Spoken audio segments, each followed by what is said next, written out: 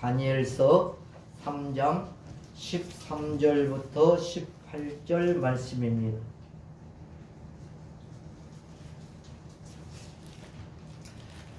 다니엘서 3장 13절부터 18절 말씀 같이 합독해서 읽겠습니다. 느부갓네살 왕이 노하고 분하여 사드락과 메삭과 아벳느고를 끌어오라 말하매 드디어 그 사람들을 왕의 앞으로 끌어온지라. 느부갓네살이 그에게 물어 이르되 사드락 메삭 아벳느고야, 너희가 내 신을 섬기지 아니하며 내가 세운 금 신상에게 절하지 아니한다니 사실이냐? 이제라도 너희가 준비하였다가 나팔과 피리와 수금과 사냥금과 양금과 생황과 및 모든 악기 소리를 들을 때 내가 만든 신상 앞에 엎드려 절하면 좋거니와, 너희가 만일 절하지 아니하면 즉시 너희를 맹렬히 타는 풀무불 가운데에 던져 넣을 것이니 능히 너희를 내 손에서 건져낼 신이 있겠느냐 하니, 사드락과 메삭과 아벳느고가 왕에게 대답하여 이르되 느부갓네살이여, 우리가 이 일에 대하여 왕에게 대답할 필요가 없나이다. 왕이여, 우리가 섬기는 하나님이 계시다면 우리를 맹렬히 타는 풀무불 가운데에서 능히 건져내시겠고 왕의 손에서도 건져내시리이다. 그렇게 하지 아니하실지라도 왕이여, 우리가 왕의 신들을 섬기지 아니하고 왕이 세우신 금신상에게 절하지도 아니할 줄을 아옵소서. 아멘. 오늘은 본문을 가지고 하나님이 계시다면 이라는 제목으로 말씀을 전하며 함께 은혜를 나누겠습니다. 오늘은 3.1절 107주년이 되는 기념주일입니다. 1919년 3월 1일 날 우리 대한민국인들이 일본의 식민 통치에 저항하면서 독립을 외친 날입니다. 그때 당시에 조선은 1910년부터 일본의 식민 통치를 받아왔으며 이에 대한 저항의 움직임이 점점 강해지다가 1919년 3월 1일 민족대표 34인이 독립선언서를 발표하면서 독립운동이 본격적으로 시작되었습니다. 서울뿐만이 아니라 전국적으로 200만 명 이상이 참여하는 대규모 만세운동이 펼쳐졌습니다. 이런 3.1절 대한민국의 독립운동은 역사에서도 중요한 전환점이 되었습니다. 대한민국 임시정부 수립의 계기가 되기도 했습니다. 그래서 중국의 상하이에서 대한민국 임시정부가 수립되었습니다. 또 한 가지는 이 3.1 만세운동은 전 세계적으로 조선의 독립의지를 알리는 계기가 되었습니다. 그래서 국제사회에서도 조선의 독립에 대한 관심이 높아졌습니다. 이렇게 3.1 운동에는 평범한 학생, 농민, 여성까지 참여한 범국민적 운동이었으며 이것이 또한 독립운동의 근간이 되기도 하였습니다. 일본은 경찰과 군대를 동원하여서 시위를 무력으로 진압하여서 수많은 희생자가 발생하였습니다. 위키백과 사전에는 이렇게 나왔습니다. 사망자가 7,500명 이상, 부상자가 15,000명 이상, 체포된 사람이 46,000명 정도 이렇게 되었다고 합니다. 이렇게 우리 조상들이 나라를 지키기 위해서 땀과 피를 흘린 헌신이 있었기 때문에 지금 우리 대한민국이 또 우리 교회들도 우리가 이렇게 편안하게 예배를 드리게 된 줄로 믿습니다. 여러분, 그런데 이제 국TV라는 그 TV가 있잖아요. 기독교 TV. 거기에서 내놓은 그 동영상이 있는데 거기에 보니까 우리나라의 현재 목사님의 숫자가 한 5만 명 정도 됩니다. 목사님 숫자가 5만 명. 그런데 우리나라에 있는 무속인들의 숫자가 몇 명인 줄 아세요? 8만 명이랍니다. 무속인들이. 그래서 우리 목사 다른 말로 하면 교회들보다도 훨씬 무속인이 근무하는 데가 더 많다는 거예요. 그 구티브이에서 이제 무속에 대해서 방영하는 그 영상을 보니까 서울의 어떤 곳은 큰 빌딩 전체가 무속인들이 있는 거예요. 그래서 뭐 사주 보는 데도 있고 사주 카페도 있고 뭐 타로점을 보는 데도 있고 막 그 빌딩 하나가 다 무속인 빌딩이에요. 근데 왜 그러냐면 주인이 빌딩을 사갖고 무속인들에게 다 세를 내준 거예요. 그래서 거기 가면은 다 뭔가 볼 수 있도록 이렇게 만들었다고 합니다. 그래서 결국에는 고용해서 무속인들을 고용해서 돈벌이를 하는 것도 있다. 이 모든 무속인들의 대부분의 특징은 자기를 찾아오는 사람들에게 겁을 준다고 합니다. 그래서 뭘 해야 또 뭘 구슬하든지 뭘 하든지 해야 그 액땜을 할 수 있다. 다른 말로 하면 내가 말하는 것을 들어야 당신은 산다. 이렇게 말한다고 합니다. 거기에 보면은 어떤 사람들이 젊은이들이 타로점을 보러 갔어요. 그런데 저리 데리고 가더니 뭐라 내가 타로로 점을 보니까 당신들도 이걸 배워야 산다. 그러면서 또 타로의 수제자를 만들려고 그렇게 하는 것도 거기 영상에 나오는 것을 봤습니다. 어떤 타로점을 보는 사람은 12주 과정만 수료하면 타로 점집을 운영할 수 있다고 하면서 젊은이들에게 돈벌이가 된다고 이렇게 잡아다니는 것도 보았습니다. 여러분 우리가 잘 아는 대로 무속인들은 사람들의 그 아픔이 있어서 간 그것을 전곡을 콕 찔러서 그걸 자기가 하는 방법 지금 뭔가 이게 나왔으니까 이렇게 하지 않으면 안 된다고 하면서 그들의 영혼을 병들게 만듭니다. 여러분 한번 가서 그런 일에 빠지면 누가 교회에 나올 수 있겠어요? 여러분 이미 그의 영이 사로잡히는 것입니다. 그래서 또 거기다는 물질까지도 다 갈취를 당하는 것을 볼 수 있습니다. 왜 제가 이 말씀을 드리냐면 오늘 지금 바벨론의 포로로 붙잡혀갔던 다니엘의 우리가 새 친구라고 하는 사드락 메삭 아벳느고가 왜 붙들려 가고 왜 유다가 멸망했는가? 멸망할 때 당시의 상황이 꼭 지금 상황과 같이 되었어요. 여러분 그때 당시에 멸망 직전에 남쪽 유다의 백성들의 상태는 뭐였냐면 하나님께서 우상 숭배하는 그들에게 예레미야 선지자나 다른 선지자를 보내서 하나님께로 돌아오라 했지만 그들은 하나님을 버렸어요. 그리고 눈에 보이는 우상을 숭배하기를 시작했습니다. 아무리 하나님이 불러도 돌아오지 않았습니다. 그래서 우리가 잘 아는 대로 하나님께서 그들에게 말했죠. 도울 힘이 없는 애굽을 의지하지 말고 애굽에게도 가지 말고 말도 의지하지 말고 그렇게 했음에도 불구하고 그들은 계속 우상 숭배에 빠지니까 하나님께서 바벨론이라는 나라를 일으켜서 쳐들어오게 해서 했는데 그것을 뭐라고 했냐면 바벨론을 하나님의 몽둥이로 사용하셨다. 그렇게 말씀이 있습니다. 그래서 그때 1차 바벨론의 침공 때 다니엘과 그 친구들이 바벨론의 포로로 붙잡혀 가고 말았습니다.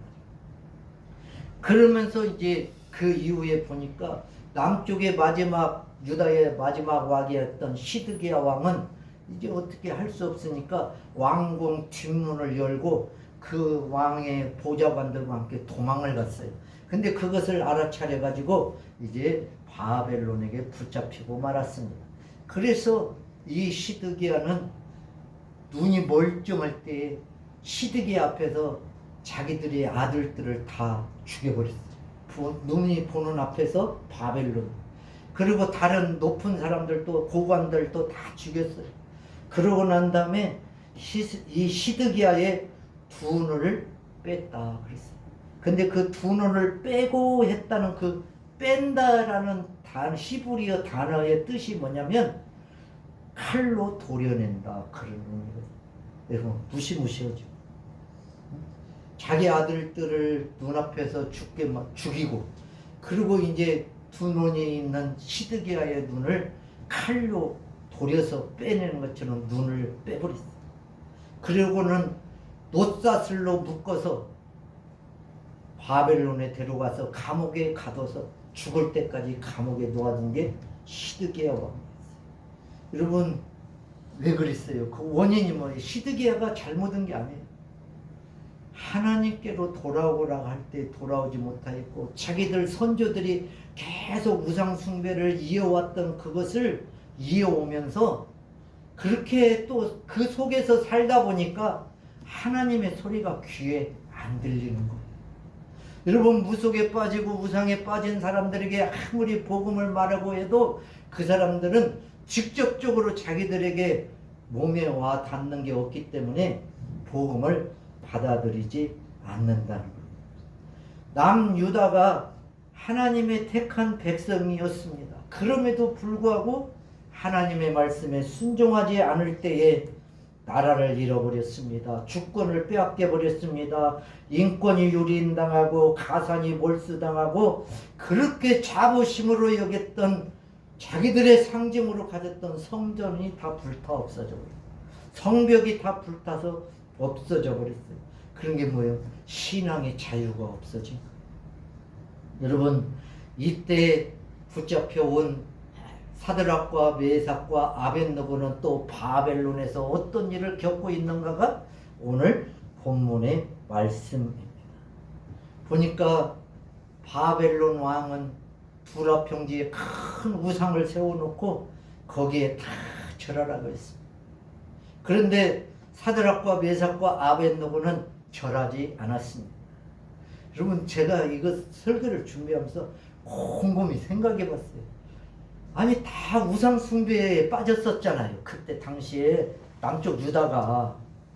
근데 이 세 청년들인데 이 세 청년들은 아니 바벨론의 포로로 붙잡혀 와서까지도 지금 믿음을 지키고 있어요. 그러면 이 세 청년은 유다에 있을 때 우상을 숭배를 했겠어요? 안 했겠어요? 안 했겠죠. 다른 사람들이 우상 숭배하고 그렇게 하나님의 말씀을 멀리할 때 이 젊은 청년들은 하나님의 말씀을 가까이 하고 어찌하든지 하나님을 더 사랑하는 가운데 있었기 때문에 바벨론의 포로로 와서 거기에서까지도 지금 우상을 숭배하고 목숨을 걸고 하나님의 말씀을 지키고 있다는 걸 알 수 있습니다. 여러분 그러기 때문에요. 우리가 신앙생활 믿음을 지키고 산다 이것은 어려웠을 때보다는 언제 잘해야 되냐면 잘 될 때 더 잘 지켜야 돼. 믿음은. 근데 사람들의 특징은 잘 될 때는 내가 하는 줄 알고 안 될 때는 또 하나님 앞에 와서 막 부르짖고 그래. 근데 유다도 그랬어요. 그때 뭐 안 되기 때문에 잘 되니까 우상을 숭배했던 거예요.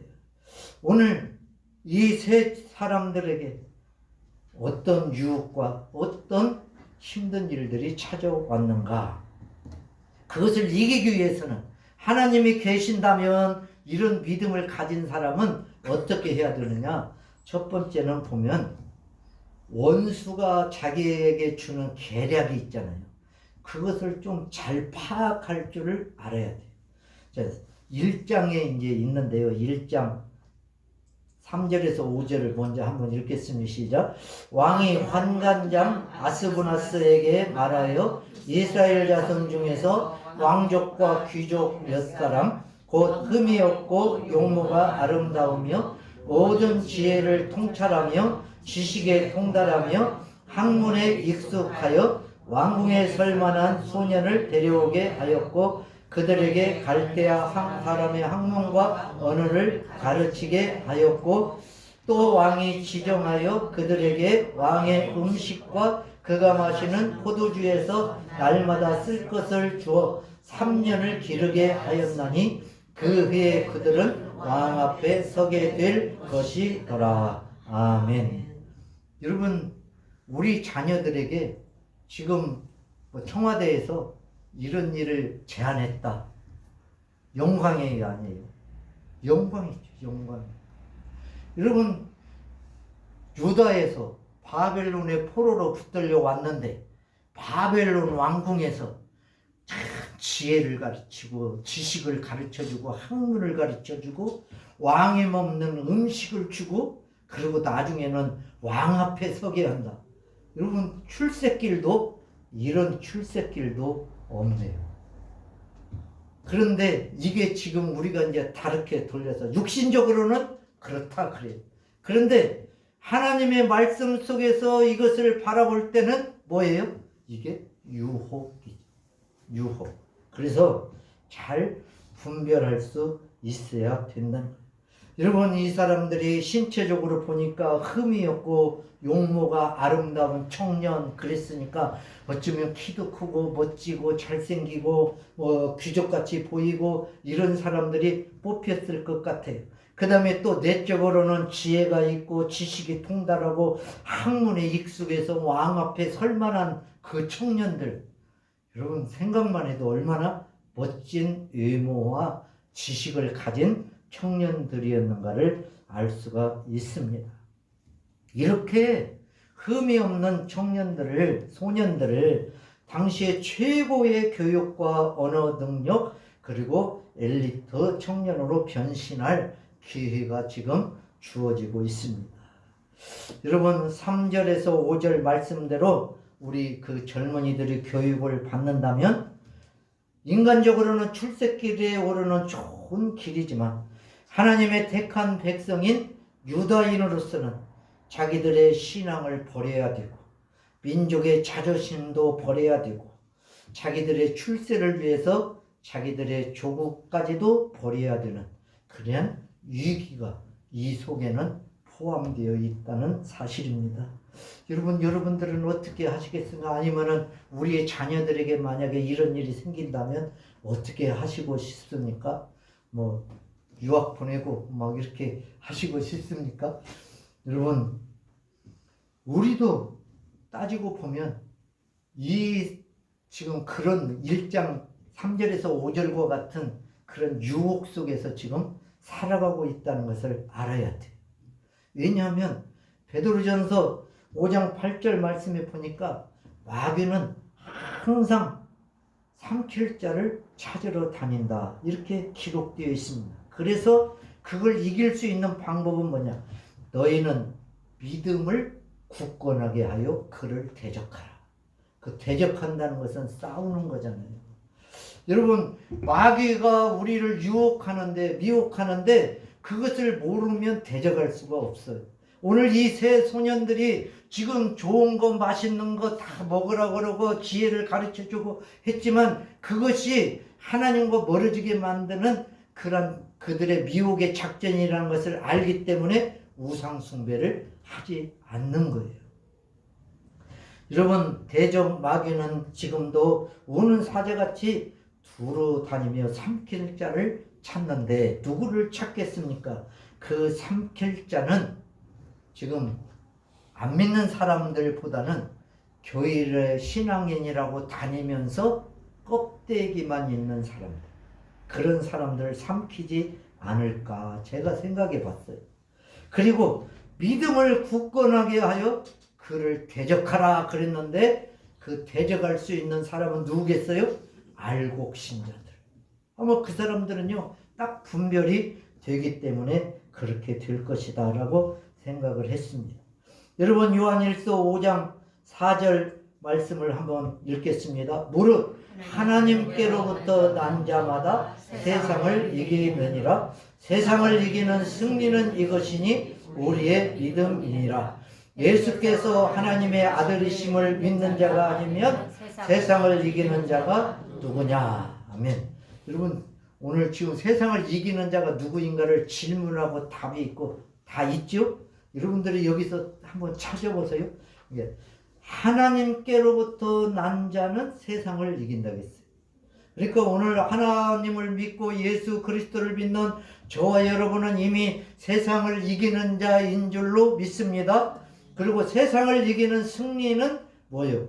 우리의 믿음이니라. 근데 또 밑에 정답을 얘기했어요. 그 믿음이 누구예요? 예수께서 하나님의 아들이심을 믿는 것이 곧 세상을 이기는 자가 가진 믿음이다. 할렐루야. 오늘 그러니까 저와 여러분은 지금 세상을 이긴 자 아니에요? 우리는 분명히 세상을 이긴 자입니다. 그러기 위해서 이제 앞으로 세상을 더 잘 이겨내기 위해서는 신앙의 훈련, 신앙의 연습, 또한 내 나름대로 경건의 훈련, 이런 것도 있어야 된다는 것을 알 수가 있습니다. 제가 그 백과사전에서 어린아이가 이렇게 태어나서부터 걷기까지의 과정을, 우리의 신앙생활도 처음에 예수 믿고요, 기도도 못 했잖아요. 누가 기도시킬까 봐 겁나서 어디 모임에 안 가잖아요. 어떤 사람은 지금도 권사님 됐는데도 장례식장에 안 가고 신방에 안 따라간대요. 그래서 왜 그러냐, 목사님이 기도시킬까 봐 무서워서 안 간대요. 여러분 그러면 안 되잖아요. 왜? 잘하지를 못해서 그러는 거예요. 잘하지를 못해서.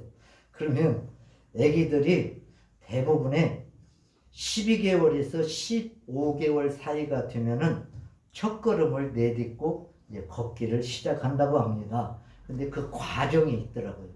이제 어떻게 걷냐면 첫 번째로는 배밀이라는 게 있어요. 배밀이 6개월에서 8개월 정도의 아기가 태어나서 되었을 때 배로 밀고 다니는 거예요. 그래서 그 배밀이 때는 뭐냐면 팔과 다리의 근력이 발달하는 거예요. 발달시키는 거예요. 그 다음에 7개월에서 10개월쯤 되면 기어다니기 시작한다고 합니다. 그래서 기어다니는 이유는 뭐냐면 공간 인지 능력을 발달시킨대요. 이제 아까 배밀이는 근육을 발달시키고 기어다니면서 뭐가 부딪힌다 이런 거 있잖아요. 공간 인지 능력을 그때 배운다는 거. 그 다음에 8개월에서 12개월이 되면 이제 뭘 잡고 일어서기를 시작한다고 합니다.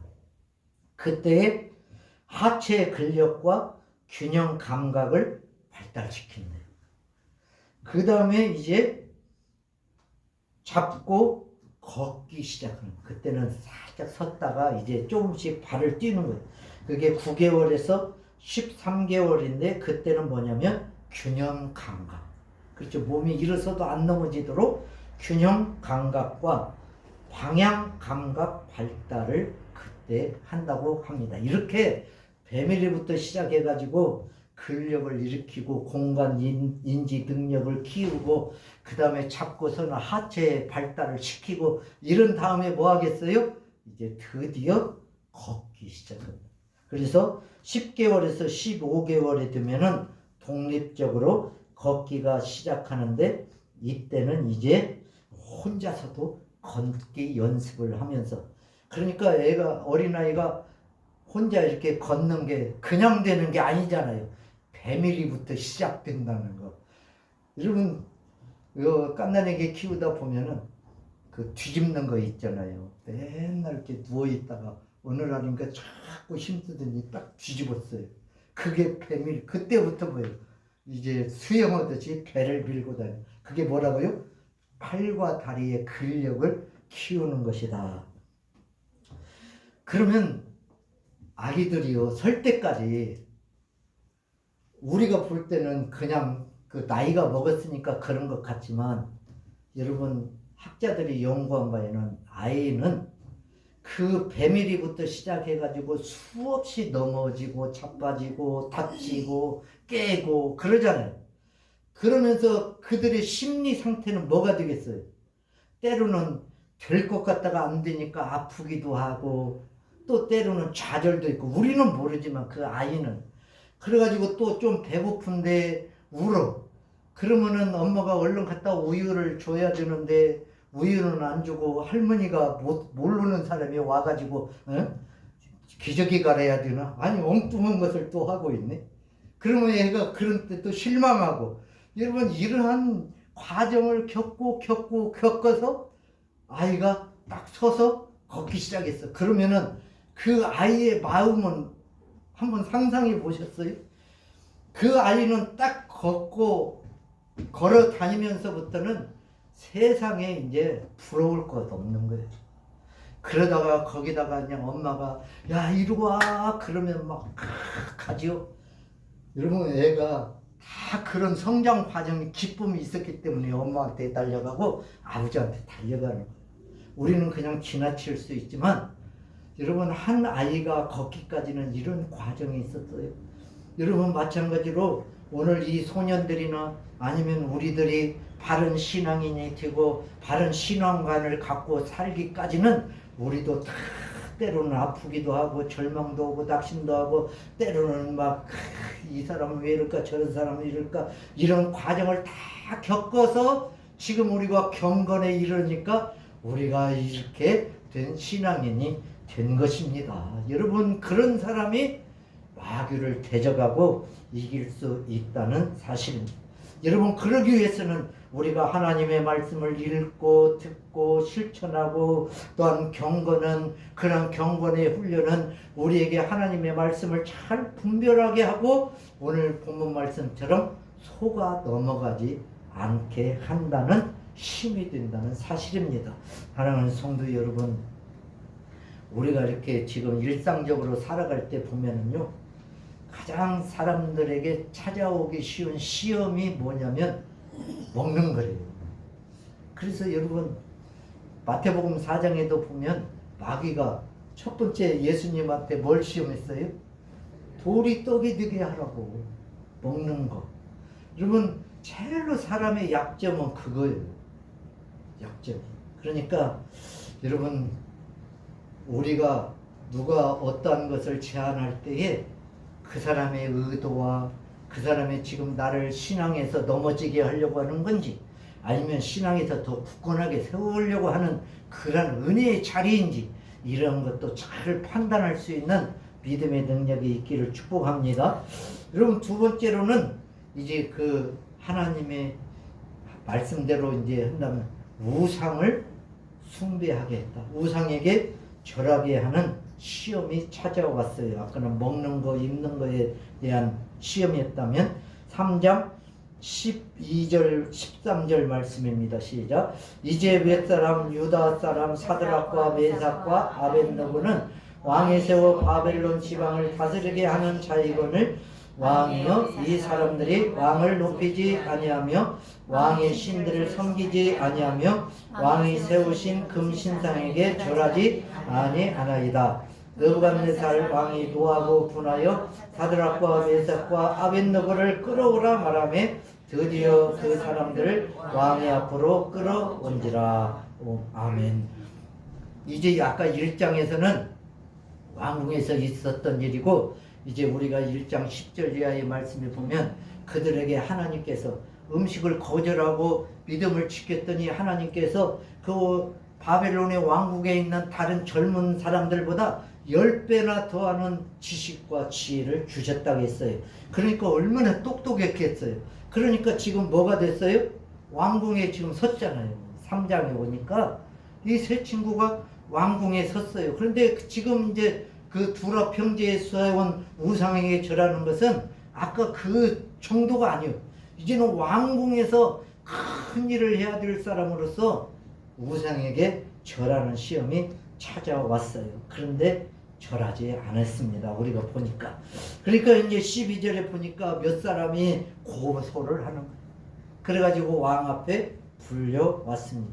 오늘 13절에 보니까 느부갓네살 왕이 노하고 분하여 사드락과 메삭과 아벳느고를 끌어오라 말하며 드디어 그 사람들을 왕의 앞으로 끌어왔더라 그랬습니다. 여러분 가만히 생각해 보면 지금 그때 당시에 아수르를 멸망시키고 북이스라엘을 멸망시키고 남유다를 멸망시키고 여러분 그 당시에는 가장 큰 나라를 이루었던 그 바벨론에 통치하는 느부갓네살 왕, 그 왕이 지금 포로된 이 청년들을 불렀어요. 그러니까 그들의 목숨이 누구한테 달려 있는 거예요? 지금 따지고 보면 느부갓네살 왕의 죽느냐 사느냐가 달려 있는 거예요. 그런데 그 사람들은, 그 세 사람은 거기에 있는 게 아니에요. 모든 초점이, 자기들의 생과 사의 초점이 거기에 있는 게 아니고 어디에 있냐면 하나님께 있었다라는 것이 그 뒤에 대답에 나오고 있습니다. 우리 14절, 느부갓네살이 그들에게 물어 이르되 사드락 메삭 아벳느고야, 너희가 내 신을 섬기지 아니하며 내가 세운 금신상에게 절하지 아니한다 하니 사실이냐? 이제라도 너희가 준비하였다가 나팔과 피리와 수금과 삼형금과 양금과 생황과 및 모든 악기 소리를 들을 때 신상 앞에 엎드려 절하면 좋거니와, 너희가 만일 절하지 아니하면 즉시 너희를 맹렬히 타는 풀목불 가운데 던져 넣을 것이니 능히 너희를 내 손에서 건져낼 신이 누구이겠느냐 하니. 아멘. 여러분, 이제 느부갓네살 왕은 교만에 빠져서 그들에게 왜 절하지 않느냐 그러면서 오늘 맨 마지막 말씀에 보니까 너희를 내 손에서 능히 건져낼 신이 누구이겠느냐. 이제 누구까지 말해요? 신까지 들먹이면서 말하고 있습니다. 여러분, 이게 이제 그 바벨론의 느부갓네살 왕이 자기를 그렇게 높이는 거예요. 교만한 거예요. 왜? 그때 당시에 온 나라를 거의 통치하고 있으니까 자기를 신과 같이 여겼던 거예요. 여러분, 이렇게 자기를 내세우고 그 겁을 주고 아무도 너희를 보호해 줄 자가 없다. 그렇죠. 사람으로 치면 누가 그들을 보호해 주겠습니까? 아무도. 느부갓네살 왕 외에는 아무도 그 세 청년을 이제 보호해 줄 사람이 없다는 것을 알 수 있습니다. 그럼에도 불구하고 이 친구들은 바벨론의 왕에게 이렇게 말합니다. 시작. 사드락과 메삭과 아벳느고가 왕에게 대답하여 이르되 느부갓네살이여, 우리가 이 일에 대하여 왕에게 대답할 필요가 없나이다. 왕이여, 우리가 섬기는 하나님이 계시다면 우리를 맹렬히 타는 풀목불 가운데에서 능히 건져내시겠고 왕의 손에서도 건져내시리다. 아멘. 여러분, 뭐가 달라져요? 지금 사람들의 생각과 지금 이 세 청년의 생각이 달라요. 보는 관점이 달라요. 세 사람을 말고 나머지는 전부 다 지금 바벨론의 느부갓네살 왕에게 죽이고 살리는 권한이 거기 있다고 다 믿지. 오늘 지금 유다에서 온 이 세 청년은 자기들의 목숨을 죽이고 살리는 것이 느부갓네살에게 있는 게 아니고 누구에 있다고 생각하는 거죠? 하나님께. 하나님이 계시다면 우리를 맹렬히 타는 풀무불 가운데서 능히 건져내시겠고 그 뒤에 왕의 손에서도 건져내시리이다. 여러분, 이게 하나님을 바라보는 믿음의 사람들의 고백이에요. 저와 여러분도 이렇게 고백할 수 있기를 축복합니다. 여러분, 이게요, 그러나 쉽지 않잖아요. 그 전에 언젠가 미국의 대학교에서 막 총기 난사 사건이 많이 일어났었잖아요. 언젠가 제가 한번 말씀드린 것 같은데. 그랬는데 막 무차별로 총을 이제 그 교실에 와서 갈기니까 어떤 남학생이 할른 엎드려 가지고 죽은 척 하고 있었어요. 근데 이제 총을 든 난사하는 사람이 와가지고 뭐라고 말하냐면, 어떤 여학생이 서 있었는데 너 예수를 믿으면 죽이고 예수 안 믿는다 그러면 살려주겠다.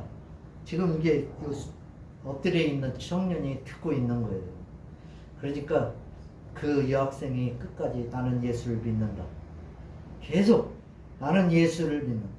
그렇게 이제 말을 했대요. 그러니까 총으로 쏘아서 죽인 거예요. 그거를 이 청년이 그 엎드려서 그것을 들으면서 막 눈물을 흘리는 거예요. 그리고 나서 이제 그 사건이 이제 끝나고 난 다음에 이 청년이 그것을 인터뷰를 한 거예요. 이런 일이 있었다. 그래가지고 그 이후에 그쪽 지방의 모든 청년들, 학교 청년들이 똑같은 티셔츠를 맞춰서 입고 I believe Jesus Christ. 나는 예수를 믿습니다. 다 여기다 쓰고 그리고 온 거리를 이제 돌아다녀가지고 그것을 그 여학생을 기렸다는 그 이야기가 있습니다. 여러분 참 우리가 만약에 지금은 다 그렇지만은 정말 우리 앞에 총풀이가 있고요. 위기가 있을 때도 나는 예수를 믿습니다 라고 그렇게 고백하기가 쉬운 일은 아니지만 여러분 오늘 이런 말씀들을 우리가 믿음으로 받으면서 아하 이렇게 했더니 하나님께서 지켜주셨구나, 하나님이 이들을 살려주셨구나 라는 이런 하나의 작은 믿음이 또 우리를 더 크게 만드는 계기가 될 줄로 믿습니다. 여러분 우리가 어려움을 당할 때 우리는 기도의 제목은 뭐예요? 항상 빨리 이 어려움에서 벗어나게 해달라고 막 기도하잖아요. 근데 오늘 이 세 친구도 그랬어요. 우리 하나님께서 살아 계시다면 반드시 우리를 구출하고 왕의 손에서도 건지겠습니다. 이렇게 고백했으니까 여기서 끝났으면 얼마나 좋아요. 그렇죠. 그게 우리의 바람이에요. 근데 하나님은 어디까지 집어넣어요? 풀무불 속에까지도 집어넣으셨어요. 이게요 진짜 믿음을 지킨다는 게 힘든 게 이런 거예요. 응? 여러분 이제 건져낼 신이 어디 있느냐 그렇게 말했어요. 그럼에도 불구하고 이 세 사람은 말하기를 아닙니다.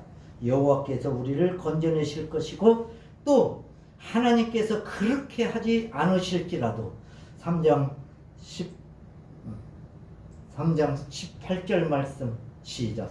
그렇게 하지 아니하실지라도 왕이여 우리가 왕의 신들을 섬기지 아니하고 왕이 세우신 금 신상에게 절하지 아니할 줄을 아옵소서. 아멘. 그러니까 지금 이 세 사람은 느부갓네살 왕이 아무리 큰 권세를 가지고 있어도 그 사람이 두렵지 않은 거예요. 왜냐하면 하나님께서 자기를 지켜주실 것을 확신하고 있어요. 이제 다니엘서 6장에 보면 다니엘이 사자굴 속에 들어가는 것에 불구하고 기도하는 내용이 나오죠. 그러면 오늘 이제 3장에 이 사람들은 이 세 친구들은 왜 이렇게 강경한 믿음을 굳은 믿음을 가졌을까? 여러분 또 열왕기상 8장으로 넘어오면 솔로몬이 성전을 건축했어요. 그러고 난 다음에 뭘 했어요? 기도했어요. 몇 가지 기도했냐면 7가지 기도를 했어요. 그 속에 한 가지 기도 제목이 있어요. 뭐냐면 만약에 우리 백성들이 하나님 앞에 죄를 짓고 포로로 붙잡혀 갔을지라도 이 성전을 향하여서 기도하면 하나님께서는 거기에서 그들의 기도를 들으시고 그들을 건져 주옵소서. 그게 기도 제목이 7개 중에 하나가 있어요. 그러면 지금 오늘 이 사드락과 메삭과 아벳노고는 그 말씀을 믿는다는 거예요? 안 믿는다는 거예요? 유다의 왕궁에서 자라면서 하나님의 말씀을 구절로 이렇게 듣고 배우면서 하나님께서 비록 포로로 붙잡혀 갔을지라도 거기에서 하나님을 의지하고 기도하면 하나님께서 반드시 구해준다는 것을 성전을 건축할 때, 헌당식 할 때 기도했다. 그러니까 하나님은 우리를 반드시 구원해 주신다. 이런 믿음이 있기 때문에 한 절 하나님의 말씀이 그들의 심장 속에 새겨져 있기 때문에 오늘 이렇게 담대하게 말할 수 있게 된 것입니다. 여러분 이런 하나님의 말씀 한 절이 사람을 살리기도 하고 더 윤택하기도 만든다는 사실을 알 수 있습니다. 여러분 이렇게 하다가 결국에는 풀무불 속에 들어갔지만 하나님께서는 그들을 그 7배나 더 뜨겁게 데워서 그들을 집어넣었던 풀무불 속에서 그들의 믿음대로 그들이 고백한 대로 하나님께서는 그들을 건져주시고 살려주셨습니다. 여러분 이게 그들의 신앙이요. 하나님이 계시다면 여러분 하나님은 유다야 나라에만 있었던 것이 아니고 믿는 자 속에 하나님이 하나님 나라를 이루고 있어서 그들이 비록 바벨론의 포로로 붙잡혀갔지만 그들 때문에 거기가 하나님 나라가 이루어지고 있었다는 사실을 알 수 있습니다. 여러분, 이렇게 장담했던 느부갓네살 왕이 풀목불에서 안타 죽고 나오게 나니까 뭐라겠어요? 이 세 청년의 하나님을 찬송할지어다. 이런 하나님이 어디 있었냐? 그러면서 오히려 바벨론에서도 여호와의 이름이 찬송되는 그런 기적이 일어나게 된 것입니다. 여러분, 마태복음 10장 28절 말씀에 보면은 예수님께서 제자들을 파송했습니다. 여러분, 그때 당시에도 로마인들이 통치하고 있었고요. 가서 복음을 전한다고 잘 받아들이고 때 아니었고, 그 다음에 바리새인과 서기관들은 유대인의 높은 자리에 앉아서 오히려 그것을 전방하지 못하게 하고, 그럴 때 예수님께서는 그들에게 하신 말씀이 이 말씀이 있습니다. 마태복음 10장 28절 시작. 몸은 죽여도 영혼은 능히 죽이지 못하는 자들을 두려워하지 말고 오직 몸과 영혼을 능히 지옥에 멸하실 수 있는 이를 두려워하라. 아멘. 여러분, 몸은 죽이는 사람은 눈에 보이는 사람이에요. 그런데 영혼은 죽이지 못하는 분은 우리 하나님이신 줄로 믿습니다. 여러분, 그렇기 때문에 우리가 참 믿음을 지키고 신앙을 지키기가 힘든 세상에, 특히나 우리 젊은이들, 우리 주일학교 어린아이들, 여러분, 저도 목사지만은 참 우리가 목사님들이 모이면 늘 말하는 게 그거예요. 큰일이라고. 왜요? 교회에 어린아이가 없고 중고등부 학생이 없고, 또 좀 잘 길러 놓으면은 청년 때 되면은 또 오히려 청년 때 이제 또 예수를 안 믿는. 왜 그러냐면 그들이 안 믿고 싶어서가 아니고 사회 문화가, 사회 풍조가 지금 그렇게 바뀌어가고 있는 거예요. 그런데 솔직히 이제 그런 어머니 아버지가 너 교회에 나와라 그러면은 그것을 좋은 소리로 받아들여야 되는데 우리 젊은이들은 뭘로 받아들여? 아유, 참으리 어머니 아버지나 잘 믿으세요. 뭐 이렇게 말한다는 거예요. 그러니까 참 우리, 저도 목사로서 지금 이렇게 말하지만은 여러분 얼마나 마음이 아파요. 지금 다음 세대, 우리 다음 세대의 교회가 어떻게 될까? 여러분, 어떤 통계에 보니까 우리나라에 2026년도에 교회가 15,000개 정도가 없어질 것이라고 예상한 그 통계가 나온 게 있더라고. 여러분, 정말로 암울한 소식이 있지만 그럼에도 불구하고 우리 하나님께서 복음의 능력이 되셔서 우리를 통해서 더욱더 복음이 확장되고 사람들이 어떻게 교회를 건들지 못하도록 우리 하나님께서 지켜주실 줄로 믿습니다. 여러분, 이런 오늘 새 친구처럼 여러분 눈앞에 있는 어떤 것을 보지 마시고 우리와 함께 하시고 우리를 도우시고 우리를 지금도 날마다 이끌으시는 하나님의 능력을 바라볼 수 있기를 축복합니다. 그럴 때 우리도 이 세 사람처럼 하나님의 이름을 높이고 이 시대의 하나님의 사람으로 무뚝 설 줄로 믿습니다. 기도하겠습니다.